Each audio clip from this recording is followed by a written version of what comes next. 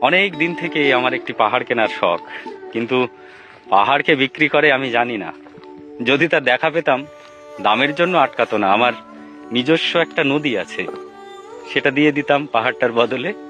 কে না জানে পাহাড়ের চাইতে নদীর দামই বেশি। পাহাড় স্থানু, নদী বহমান, তবু আমি নদীর বদলে পাহাড়টাই কিনতাম, কারণ আমি ঠকতে চাই। নদীটাও অবশ্য কিনেছিলাম একটা দ্বীপের বিনিময়ে। ছেলেবেলায় আমার বেশ ছোট্টখাটো ছিমছাম একটা দ্বীপ ছিল, সেখানে অসংখ্য প্রজাপতি। শৈশবে দ্বীপটি ছিল আমার বড় প্রিয়। আমার যৌবনে দ্বীপটি আমার কাছে মাপে ছোট লাগলো।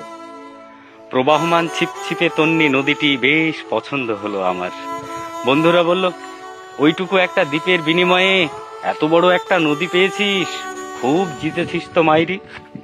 তখন জয়ের আনন্দে আমি বিহ্বল হতাম। তখন সত্যি আমি ভালোবাসতাম নদীটিকে। নদী আমার অনেক প্রশ্নের উত্তর দিত, যেমন, বলতো আজ এখানে সন্ধ্যাবেলা বৃষ্টি হবে কিনা।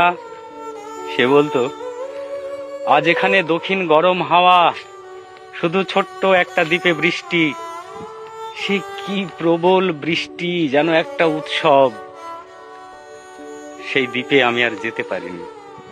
সে জানতো, সবাই জানে, শৈশবে আর ফেরা যায় না। এখন আমি একটা পাহাড় কিনতে চাই। সেই পাহাড়ের পায়ের কাছে থাকবে গহন অরণ্য।